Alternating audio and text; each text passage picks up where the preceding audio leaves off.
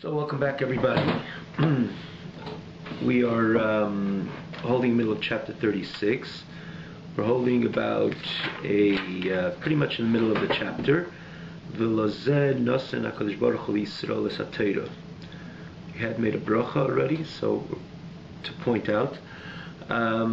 this out, and it's on the top of the chapter, on top of the page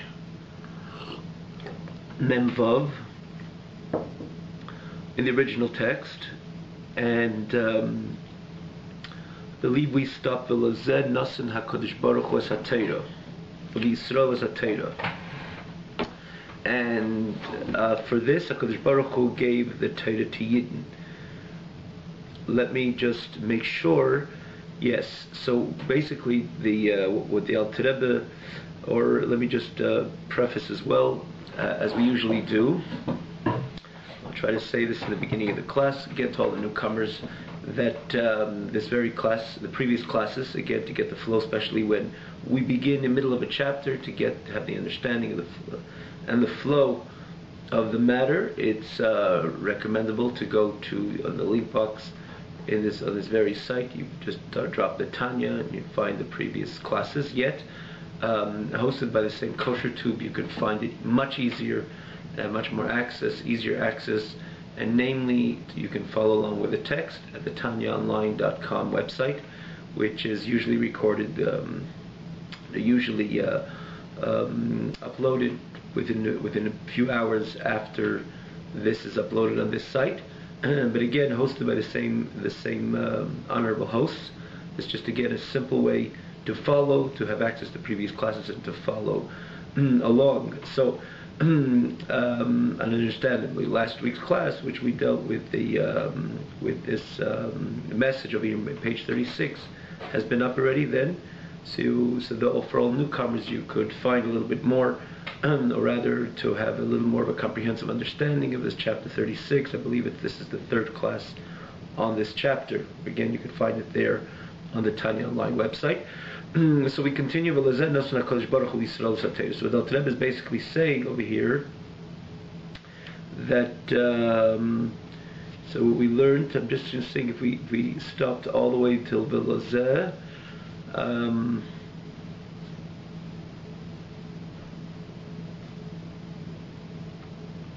actually it was a few words before, but it was a culminating of the few lines before these few words, which perhaps maybe we didn't do. So let's just try to recap in brief. That Alter Rebbe is basically saying that noting this important medrash, which says that HaKadosh Baruch Hu wanted a dira b'tachtenim, HaKadosh Baruch Hu wanted a dwelling place in this very physical world, not in the Eilam Misalyenim. Quite on the contrary, the Eilam Misalyenim is a yirida. It's a descent of HaKadosh Baruch Hu coming out of his domain and getting involved in creating Eilamais. It's an entity which is the furthest distance of the way that HaKadosh Baruch Hu is within himself, by himself, with his own Ein Sof, with his own infinity. And Eilam is also Lashon Helam V'Hester. It covers up and obscures the reality of Hashem. Even the highest levels of Eilam is Gan Eden, Eilam Haba, Atzilus. Again, as we know, even higher than Eilam Haba. Eilam Haba begins, Gan Eden begins in Gan Eden Elyon and Eilam Habriya, which is lower than Eilam Atzilus.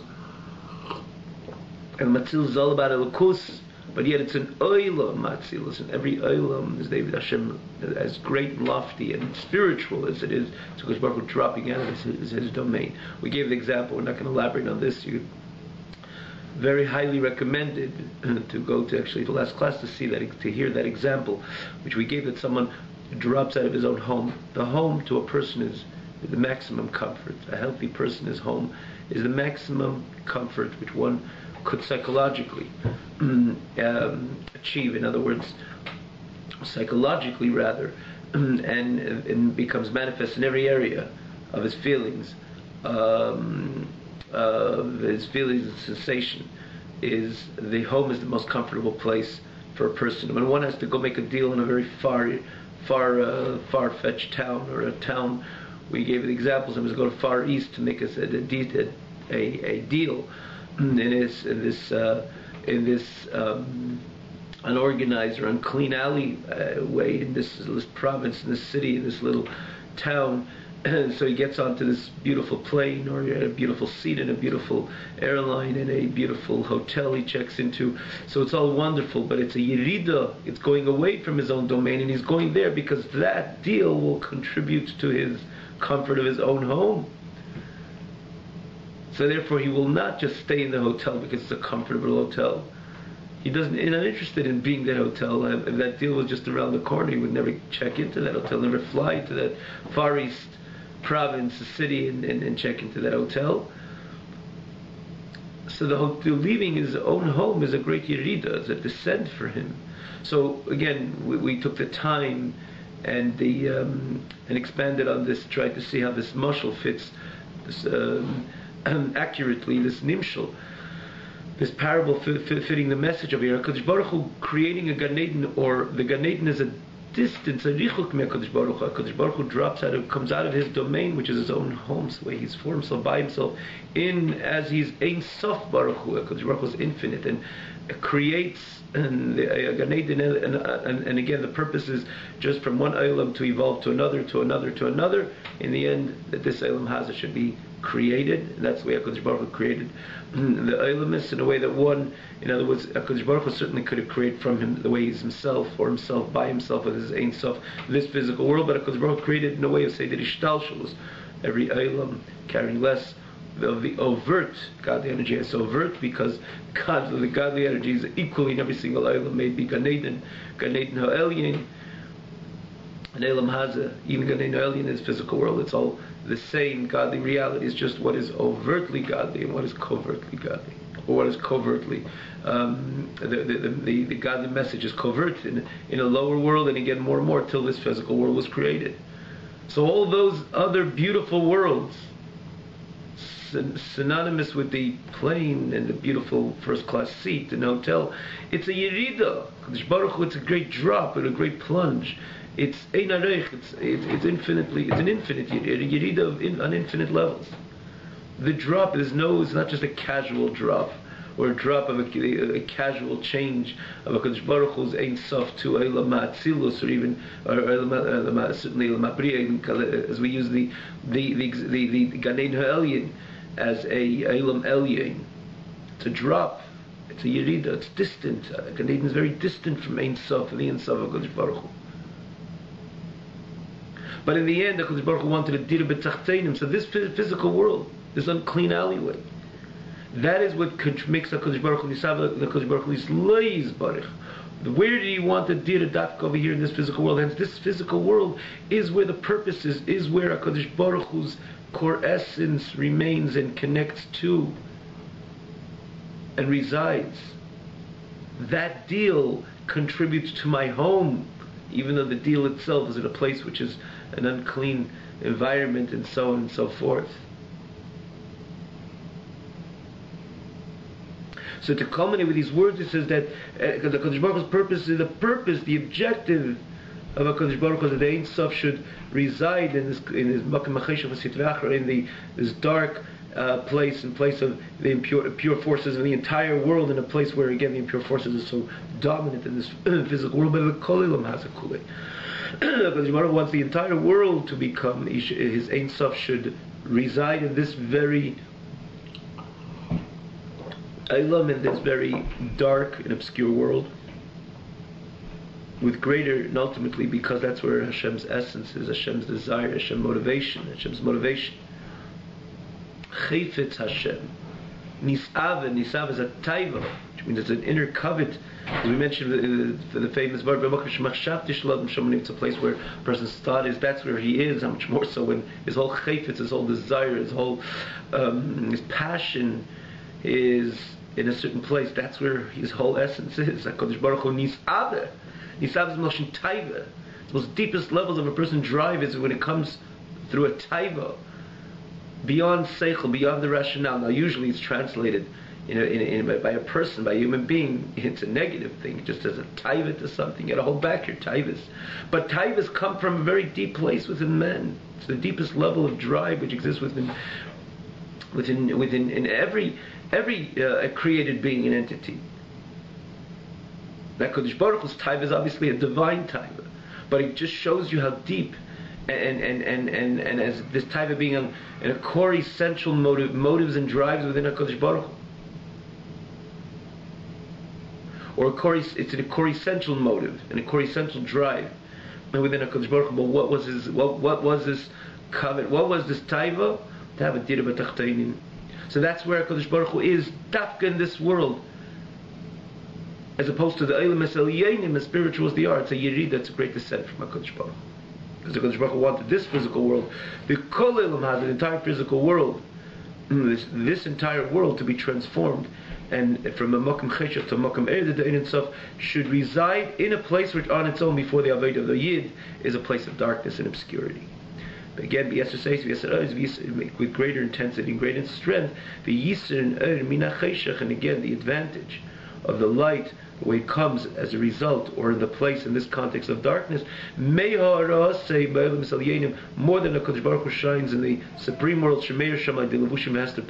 Understandably, it shines in those worlds, is present in those worlds through great garments and through great concealment of a Kodesh Baruch Hu's panim, of a Kodesh Baruch Hu's face, means of his Ein Sof, hamastirim malimi merin Baruch Hu's livat l'mitzias, which cover up and conceal the infinite light of a Kodesh Baruch Hu. They should not be batal b'mitzias, they should not be completely annulled, completely consumed, which would deny their entire reality, entire existence. For the Ein Sof is there. You cannot have an Olam of Gan Eden. You cannot have an Olam in the face of Ein Sof. In order there should be an Olam, HaKadosh Baruch Hu had to conceal himself, concealment after concealment, contraction after contraction, Ein Sof contractions. In order that from an Ein Sof should come even Olam of Gan Eden. An Olam of Elyon, even Olam of Elyon, something so supreme like Gan Eden. Something so divine and so holy like Gan Eden, that HaKadosh Baruch Hu had to cover up, had to not only conceal, contract, condense his great Ayr in order that Gan Eden should come about as an Olam. The fact that you say Neni means to say that it's just a tiny bit of HaKadosh Baruch Hu. Because how could any Nivra, even a Neshama, have a no? I know you can only have some pleasure which something to which relates to you. HaKadosh Baruch Hu is Ein Sof. We cannot relate to the Ein Sof. And if an Olam Elyon Gan Eden is a place where Neshamas Yesh v'Neni Miziv Ashchina, means to say just a tiny drop of Ein Sof, of Elokus. For Ein Sof, nothing could stand in Ein Sof. There can't be an Olam, there can't be any other entity in the face of the Ein Sof. So the Ein Sof could create an Olam Atzilus, he had to cover and again levushim and contractions and condensing contractions and concealments of his great Eir in order for Gan Eden to come about. Hence Gan Eden is a Yerida. So descend is a plunge from HaKadosh Baruch Hu, the way He's formed himself by Himself in His own Ein Sof presence. Where is conversely the Ein Sof? Is down here in this very physical world, because that's where the Ein Sof has a desire to be and to connect to, as an example that we gave. For that matter, that's what we mentioned again a few times in the past, and last week again, V'neni miziva Shechina. In Gan Eden, it's only the ziva of the Shechina, it's a ray of the Shechina, a tiny bit of the Shechina. Where's the whole Shechina? The whole Shechina is down here in this physical world. And again, that's why they can have a no, because it's only ziva Shechina, it works so perfectly together. Where is the Ein Sof itself? Where he wants to be. Where does he want to be? Where is his whole essence? Where he wants to be. Where does he want to be? He wants to be here. Hence here is the whole Shekhinah, the entire Shekhinah. Now the obvious question becomes, if in order to have a no, let's say even Gan Eden Neshama has to be divested of body and it has to live as spiritual, has to be on this total on the way it is again in its most spiritual level, and that's the only way that it could have a no from the light, the minimal light which exists in Gan Eden. Here you say, and it's only Ziva Shechina, and here you say the whole Shechina is how do we exist? If Gan Eden can exist in the face of the Ein Sof, how does this world exist in the face of the Ein Sof? How is the Yid who does his Aveda exist in the face of the Ein Sof if he's drawing the core essence of the Shechina? And if Gan Eden cannot exist in the face of this Shechina, because the Kodesh Baruch Hu is Ein Sof, infinite, and it's about infinity, and nothing finite, even the most loftiest, again, spiritual expressions of HaKadosh Baruch Hu. In other words, the experience of nothing even on any olam, in a more spiritual level and plane, cannot exist in the face of the Ein Sof, and therefore the HaKadosh Baruch Hu has to cover again, place many coverings, and in order to contract his has to contract his great Eir, and condense his great Eir, and conceal his great Eir in order even the Gan Eden should come about, and there it's only Ziv HaShechina. So here in this physical world, the HaKadosh Baruch Hu has his entire Shechina, the core essence of HaKadosh Baruch Hu in this physical world, and I'm drawing it through this mitzvah that I'm doing. So how does the world exist? How come we don't completely nizbatil? How come we don't completely stand in total nothingness, nullification, but more so nothingness in the face of HaKadosh Baruch Hu, which exists again not only a particular level or a ha'ora, just a ray of the Shekhinah, but the entire Shekhinah is here in this physical world. How does it work? How come we're not batul b'mitzias? How come we don't immediately return to nothingness, which this should have transpired in the moment when Hashem said, Hanechi Hashem Elikecha, when HaKadosh Baruch Hu connected to this Eilam, and again brought the whole purpose of creation into fruition, or the beginning process of the purpose of creation coming into fruition, which is through Matan Torah. The HaKadosh Baruch Hu exposing himself, the Anechi, not only the different levels of HaKadosh Baruch Hu, but the Anechi, the core essence of HaKadosh Baruch Hu, again, which this process began in Matan Torah, so then everything should have turned to nothingness. And this is where the Alter Rebbe continues. The Alter Rebbe continues and says over here that HaKadosh Baruch Hu, the truth of the matter, it should have been so. But HaKadosh Baruch Hu gave the kayach. So first of all, He created the world in such a way that we should not be able to see what's really going on. Every time a Yid does a mitzvah, it's about the Shekhinah. He's drawing the Shekhinah itself from the perspective of the Shekhinah itself. Einid milvadei. And that's why more a person learns Torah and does mitzvahs, he even is able to sense the nothingness of Eilam. But why isn't it complete? But why isn't it completely consumed into the oneness of HaKadosh? Well, the answer it is. But the HaKadosh Baruch Hu created the world in a way that we should not be able to see everything that goes on. What we are accomplishing, or as HaKadosh Baruch Hu's taiva is coming to a state of fruition and ultimately total fruition. Till Mashiach is going to come. What is it going to be? Mashiach is going to come. It will be all Iyu Malki B'Chaydai, which means the HaKadosh Baruch Hu and the Yid will be in one entity. We will be able to see the bittul of the mitzias of Eilam in the face of HaKadosh Baruch Hu, the complete sense of nullification of the world in the face of HaKadosh Baruch Hu. And that's the point. Ki ayin bi ayin yiru. We will see eye to eye with HaKadosh Baruch Hu. We will see the godly energy which exists within creation. But this has all been a process of 3,300 years from the day of Matan Torah, maybe even before that, the BAYT starting from Avraham, Yitzchak, Yaakov. But everything is, in the end, HaKadosh Baruch Hu, everything was accomplished from day one. It is being accomplished every time a Yid learns Torah throughout all generations. The only thing is that we weren't able to see it, because Baruch Hu creates like Yimunach B'Kufsa. It's in a chest. You know, you have a chest full of gold. It's to a healthy-minded person understands that it doesn't make a difference if I got the key or I didn't get the key. I'm able to open it up today, tomorrow. I know it's going to be open, and I'm going to have pleasure from it one day. Meaning to say that it's the same gold, it's the same diamond, it's the same jewelry which is found in that chest, in that box. And if it's on the table in front of me, I can't use it yet, and I can't see it, yet I know it's mine and it's there for me. And Am Yisrael knows that in the end of the day, that every time, from the time of Matan Torah, all this is all transpiring, all this is happening. The only thing is we have not yet have the opportunity to experience or to feel, to appreciate this which we have accomplished, or HaKadosh Baruch Hu's ultimate master plan coming to its full state of not only fruition but full state of revelation, manifestation. And this is the point of Mashiach. Mashiach is that we will be able to see everything was how everything HaKadosh Baruch Hu's, and how we were able to see with our own eyes how HaKadosh Baruch Hu, the unfolding of HaKadosh Baruch Hu's master plan to this world, should connect to HaKadosh Baruch Hu on the most deepest levels, or the whole Ein Sof, the infinity of HaKadosh Baruch Hu being present in this very physical world.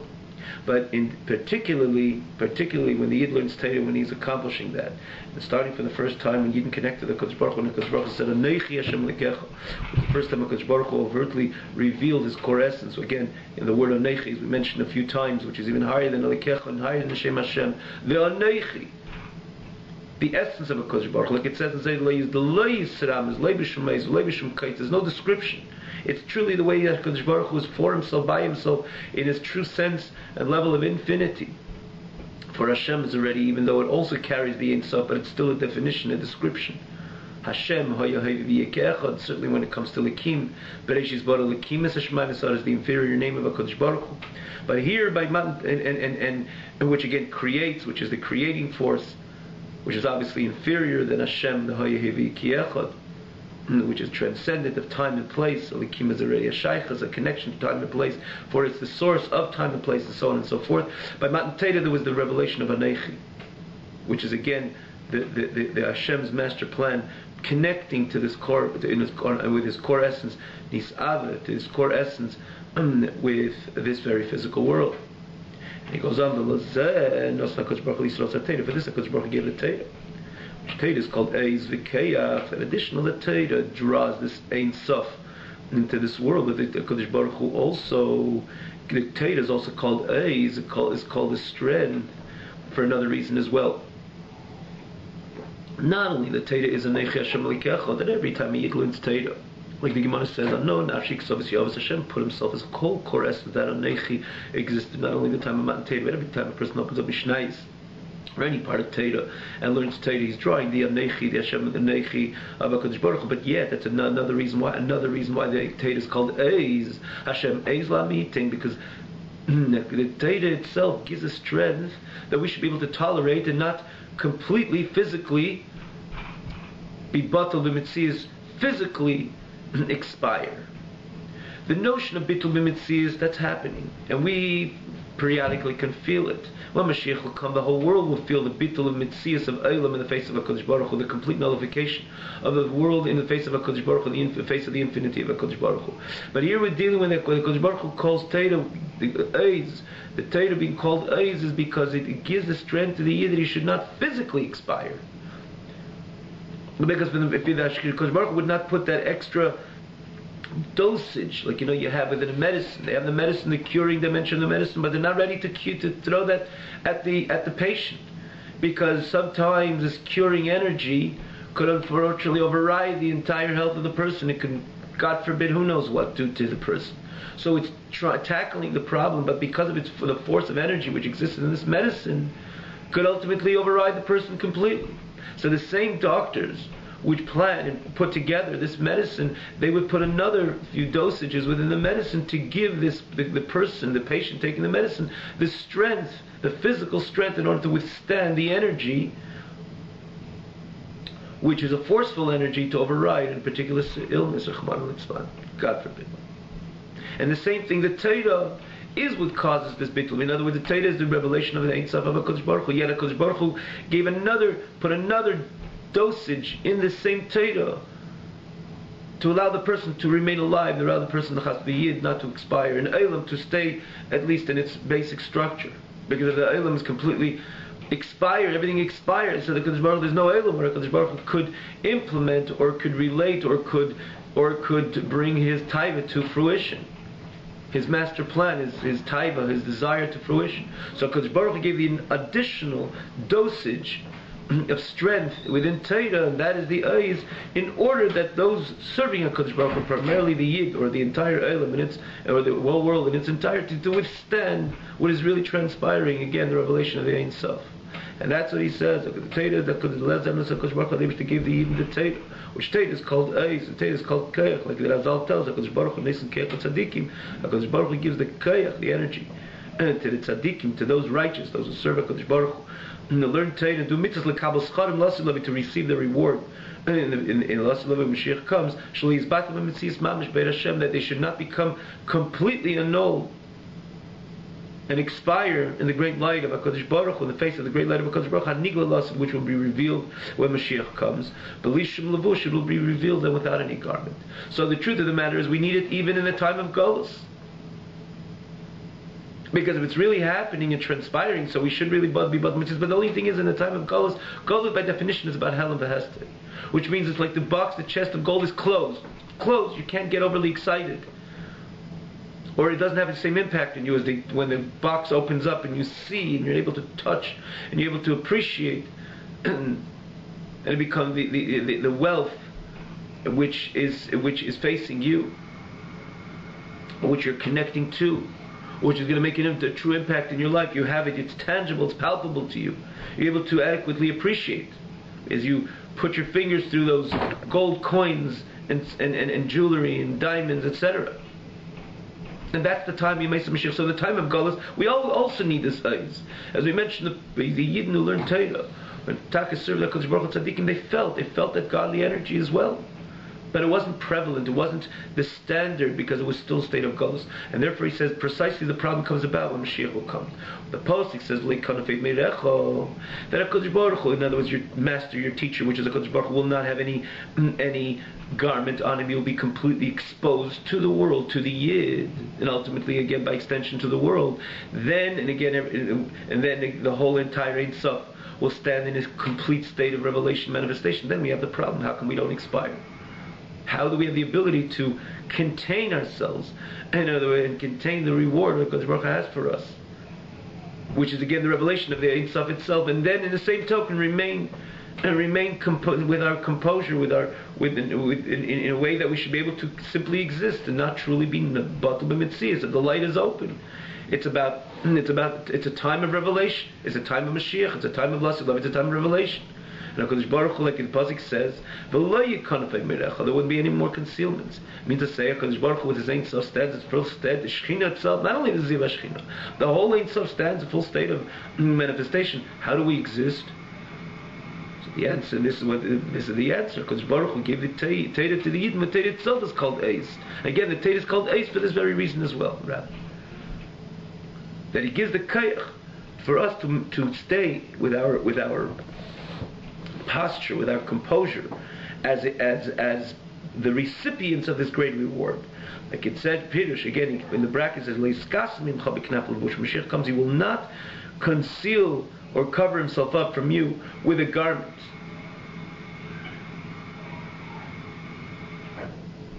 With a cover-up.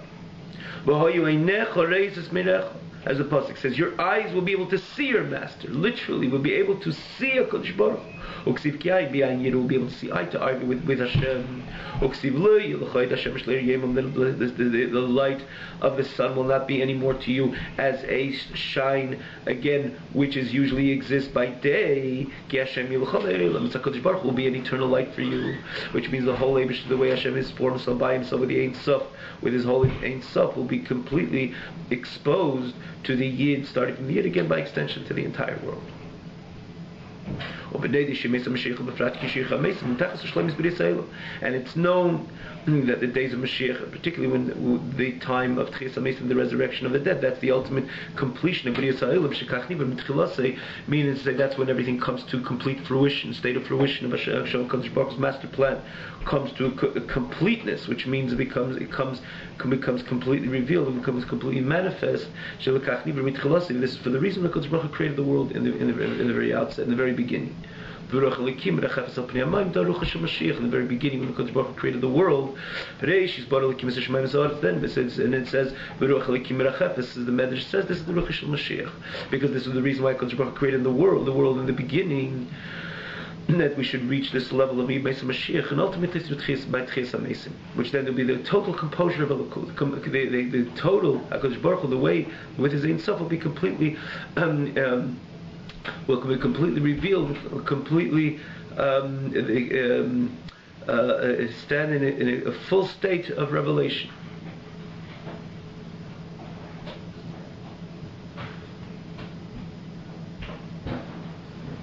And that's why it was created in the onset. In other words, this is what the spirit, this is the reason why HaKadosh Baruch Hu created the world, right? This is the reason, the complete exposure of HaKadosh Baruch Hu. Rather, so this is the reason why HaKadosh Baruch Hu created the world in the beginning. Because Nisava Kodesh Baruch Hu Lislei Dira B'Tachteinim. They had a desire to have a dwelling place in the Tachtein, and that's why he created a world which looks like a Tachtein. And appears like a Tachtein, till Mashiach comes. And we went through all the stages, Adam Rishon and Noach and so on and so forth. But ultimately, and the purpose was that HaKadosh Baruch Hu would choose Am Yisrael, bring and expose himself by Matan Torah with Ernei Hashem Elokecha. And eventually, slowly, with Avodah of the Yid, throughout the last 3,300 years, bring about, through the learning Torah of the Yid, through his doing mitzvahs, penetrating, in other words, the Eir Hashem, the Ein Sof of HaKadosh Baruch Hu, pervading the Eilam, the way the Eilam is again, transforming the Cheshach into Eir, through 3,300 years of Avodas Hashem, of the Yid again is learning Torah, is doing mitzvahs. So the Eir Hashem, the Ein Sof, penetrates the entire Eilam till the whole world is completely transformed into a dir, into a boat for HaKadosh Baruch Hu, which this is the reason why HaKadosh Baruch Hu created the world in the very beginning. But when does it come to complete state of manifestation? And that when Mashiach comes again, which is a different dimension in Gilui L'kus, in godly revelation, as it's known that Tchias HaMeisim is a step even in the context of HaKadosh Baruch Hu's complete exposure. Tchias HaMeisim is the ultimate, even over Yimei Mashiach. But lekach niver mitchilasi. This is the reason why HaKadosh Baruch Hu created the world in the very beginning. For Nisava HaKadosh Baruch Hu lislei dira b'tachtei.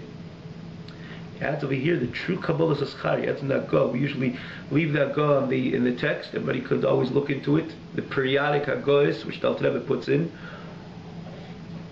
into numerous chapters. Again, they're overall very few, but each one again is it could be an important lesson or important class on its own, but we usually leave it out. We leave it in the text. Each one, everyone is welcome to see it. But we just mention this one. It's a small Hagoy. It says even the Kabbalah Schar, in other words, the ultimate objective of HaKadosh Baruch Hu's dir b'tachteinim, having this world dir b'tachteinim, is Yimei Mashiach Mefrat K'shech Yameis, when it comes to the time of the resurrection of the dead. But the Kabbalah Schar, the reward for those who all the neshamas put this effort in order to implement HaKadosh Baruch Hu's, to bring HaKadosh Baruch Hu's master plan into total state of implementation and fruition, was the Yid. HaKadosh Baruch Hu has the special reward for the Yid, which is going to be more in the 7th millennium, after the Shita al-Pishnin Alma, the 6,000 years for which HaKadosh Baruch Hu created the world. And HaKadosh Baruch Hu, part of the plan was that it's going to be within the 6,000 years. The Yimei Mashiach and Tchias HaMeisim, which we're holding actually towards the end, Mamish Erev Shabbos, towards the end of this 6,000 millennium at this time, which we can understand, understand we are at the threshold, or maybe even beyond, the Yimei Mashiach. After Rebbe goes on, that the truth of the matter is that this already experience of HaKadosh Baruch Hu's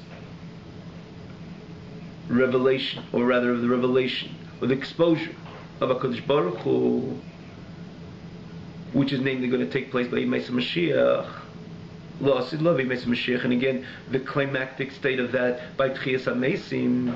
It already happened in the past, yet it was like a one preview, it was a one spark of that whole experience, which then by Yimei Mashiach is going to be the norm. When was that? Obviously by Matan Torah.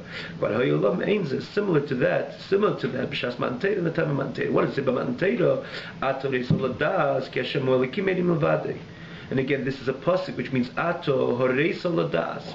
Horeis means you expose yourself, you show your whole entire self, ladas, that it should be known, ki Hashem Elokim, that Hashem is Elokim. And again, even in the way the Alter Rebbe explained it in the previous chapters, namely Yates Chav Aleph, that when we say Hashem Elokim, we know that Elokim B'reishis Bara Elokim is Hashem Ha'aretz. There's the force and the energy of Hashem, which is more the inferior expression of HaKadosh Baruch Hu, which creates Eilamus, which creates worlds. Shamayim va'aretz in the physical sense, but also even Shamayim being the heavenly worlds and Aretz being the inferior worlds. That comes from Shem Elokim. B'reishis Bara Elokim is Hashemayim v'aretz. Then you have Shem Hashem, which is which is the transcendent name of HaKadosh Baruch Hu, the transcendent energy of HaKadosh Baruch Hu, And so this is the point. Hashem, the point of Torah mitzvahs is, like we say in the Shem Yichud, in other words, to connect the deeper dimensions within HaKadosh Baruch Hu with the inferior expressions of HaKadosh Baruch Hu, which create Olam and Olam again, Lashon Helam V'Hester, a world which is associated again by its mere nature and definition, a world which conceals and obscures the reality of HaKadosh Baruch Hu. The point is to connect, to fuse the two energies of Hashem and Elikim. So when Matan Torah came about, and when the time of Matan Torah, HaKadosh Baruch Hu, that moment, the moments of Matan Torah, it was obvious to the entire world that Hashem was Elikim. That when you see Elikim, it's ultimately an extension of Shem Hashem, and it's inseparable, and that was obvious, and that was manifest the entire world. Eined Muvadi, the entire world experienced the Eined Muvadi, starting from the Yid, as it says, Yid Parcha Nishmasam, as the Gemara says, Gemara Shabbos, Rabbi Shimon ben Levi, there are many statements of Rabbi Shimon ben Levi, one of them being that Parcha Nishmasam, Yid could not have the experience of the entire Haresa, complete composure of HaKadosh Baruch Hu, he could not withstand. And he actually did expire. After Rebbe will relate to that as well. And he needed malachim to bring them back to the previous state, and it happened again by the next one of the Aseret Hadibris, and for that matter, every one of the 10 Aseret Hadibris. Because each one was a complete exposure of HaKadosh Baruch Hu. Each one was experience of a hareisa of HaKadosh Baruch Hu. The ladas keshem olikim. And the Eined Mavadi was obvious at that time. And expressed, and we know that it expresses of the entire world had somewhat of that feeling. Even Sheila God, Sipur, even the birds didn't chirp, and everything stood still. And the more the consciousness of what was taking place, the more the bittul b'mitzias, the complete self-nullification, obviously referring to the Yid, which he had the greatest exposure or the greatest understanding of that HaKadosh Baruch Hu, the exposure of HaKadosh Baruch Hu. And therefore was completely parach nishmas, and a complete sense of expiration. And you needed again HaKadosh Baruch Hu to re-energize the Yid to receive the next dibur, which he again expired. So this is what this is. So a minuscule, a microcosmic experience of what's going to be the norm, Lasid Love, was by Matan Torah. And like it says, Haresa Mamosh, it was clear, it was an evident, we were able to see clearly. Because this exposure of HaKadosh Baruch Hu, the way is Bechvei Devatzme, the Avayahu Elikim. The level of HaKadosh Baruch Hu which connected Avayahu Elikim, in other words, everything, it was obvious that it's about God and solely about God. Only about God. Like it says, they saw the Kailas. They were able to see, this is what you usually heard, or Razal tells us, they looked and they looked to the east, and ultimately to all four corners of the world, as the Alter Rebbe continues, and they saw the Anechi. Meaning to say the HaKadosh Baruch Hu B'chvei Devatzme was completely revealed to them. And so to all four sides, and L'mayla, L'mata, and above, and below, wherever they looked, they were able to see the Anechi Hashem L'kecha, which came in a way of koil, it came in a way of a sound. They were obviously able to hear it, but the chidush is roi, because the point of Anechi Hashem L'kecha, it's not just a message, how to move on, it's the exposure of HaKadosh Baruch Hu. And what level of HaKadosh Baruch Hu? The transcendent level of HaKadosh Baruch Hu, the Shem Hashem, and even higher than the Anechi. So they were able to roim, they were able to see this. Which is again, that's the reason why it's a microcosmic experience of the way things are going to be when Mashiach will come. There was no place, there was no domain which did not speak to them. They did not see the revelation of HaKadosh Baruch Hu, the Anechi of HaKadosh Baruch Hu, which is going to again be the norm and prevalent in the norm when Mashiach will come. But this is again, they had this experience at that time. The only thing is, after that, HaKadosh Baruch Hu wanted to make this a one-time experience, just a teaspoon Am Yisrael of what the purpose is, what the whole point of Matan Torah is all about, to introduce to Am Yisrael what HaKadosh Baruch Hu's master plan is, which will come to total fruition when Mashiach will come. So HaKadosh Baruch Hu in the very beginning gave this, so to say, this preview to Am Yisrael, Me'ein Lasid Lavi, to understand that Torah is not about information, that Torah is about transformation, and the world should become a Dira B'Tachtenim. That is the point of Torah. So in the very beginning, when HaKadosh Baruch Hu established the relationship with the Yid, He allowed the Yid on the entire world to experience this with this minuscule experience and this preview of what it's all about. And therefore it was B'Payil, manifest, in actuality manifest in the entire world, starting from the Yid. And as Al-Rebbe Beth Hashem in the next class we'll hopefully look forward to continuing or concluding this chapter. Al-Rebbe is going to get carried the way things were by Matan Torah to the way it's going to be Lasid Loving, and how it's going to, again, a little more in detail, how it's going to come to this state of the full state of, again, exposure in the same token, and the Yid will be able to contain and not totally expire, and again, by extension, the entire world will still remain as an entity, though completely infused with the realization of Hashem Echad Eined Milvadeh, complete, total eye to eye with HaKadosh Baruch Hu, and yet remain intact to some degree, just to exist.